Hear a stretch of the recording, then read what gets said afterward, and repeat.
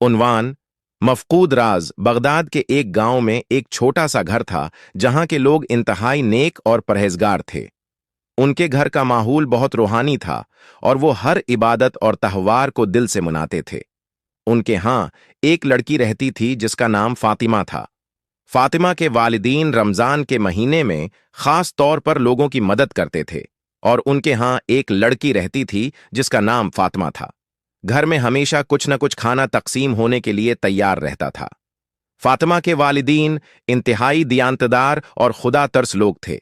एक दिन रमजान के महीने में फातिमा के वालिदीन फातिमा को उसके मामों और मामी के घर छोड़कर बाजार से कुछ सामान लेने गए, मगर रास्ते में एक हादिसा पेश आया और उनकी गाड़ी एक खाई में जा गिरी। यह हादिसा फातिमा के लिए एक जबरदस्त सदमा था और इस वक्त फातिमा की उम्र सिर्फ 13 साल थी।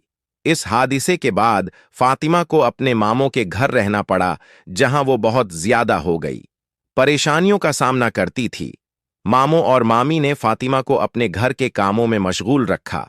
हालांकि मामी की 3 बेटियां फातिमा की ही उम्र की थीं, मगर वो भी फातिमा पर हुक्म चलाने में पीछे नहीं थीं। जब फातिमा बड़ी हुई तो वो अपनी खूबसूरती में अपने मामों की बेटियों से कहीं ज्यादा नुमायां थी, मगर उसके साथ साथ वो अपने हम वतनों से कहीं ज्यादा मोहब्बत करती थी। वालदीन की तरह नेक और परहेजगार भी थी। वो दिन रात अल्लाह की इबादत करती थी और रमजान में लोगों में खाना तकसीम करती रहती थी। एक दिन फातिमा ने फैसला किया कि वो अपने वालदीन की तरह रमजान में खाना पकाएगी और उसे गरीबों में तकसीम करेगी। इस दौरान उसकी मुलाकात एक बूढ़े शख्स से हुई जो बहुत भूखा था। फातिमा ने उसको खाना दिया और दुआएं की। इस बूढ़े शख्स ने फातिमा को एक खूबसूरत अंगूठी दी और कहा कि ये अंगूठी तुम्हारी मदद करेगी। फातिमा ने अंगूठी पहनी और घर वापस आ गई। घर आकर फातिमा ने देखा कि घर में कोई नहीं था और उसने फौरन सफाई शुरू कर दी ताकि किसी को पता न चले कि यहां खाना बनाया गया था। जब मामों और मामी वापस हुए आए तो वो हैरान हो गए कि घर इतना साफ कैसे हो गया। फातिमा ने अंगूठी की तासीर महसूस की और उसने अंगूठी से मजीद मदद तलब की। अंगूठी की मदद से फातिमा ने जल्द ही साफ कर दिया ही एक खूबसूरत लिबास तैयार कर लिया। ये सब मामों और मामी को हैरान कुन लगा और वो सोचने लगे कि फातिमा के पास कोई जादू है जो उसे उन कामों में मदद देता है।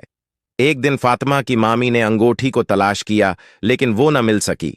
उन्होंने फातिमा से पूछा कि वो अंगूठी कहाँ है, तो फातिमा ने कहा कि उसे नहीं मालूम। इस पर मामी ने फातिमा को शदीद मारा और उसे एक कमरे में बंद कर दिया।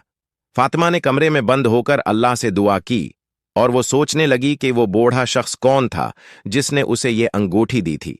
इस दौरान फातिमा ने अंगूठी की मदद से अपने मसाइल का हल निकाल लिया और उसने अल्लाह से मदद मांगी कि वो उसके मामों और मामी को सबक सिखाए। कुछ दिन बाद उसकी मामी की बेटियों ने फातिमा की मदद की और उसके कामों में शक न किया। फातिमा की सच्चाई और अल्लाह की मदद से उसकी जिंदगी में एक नया सूरज चमका और वो अपने मामों और मामी के जुल्म के बावजूद कामयाब हो गई।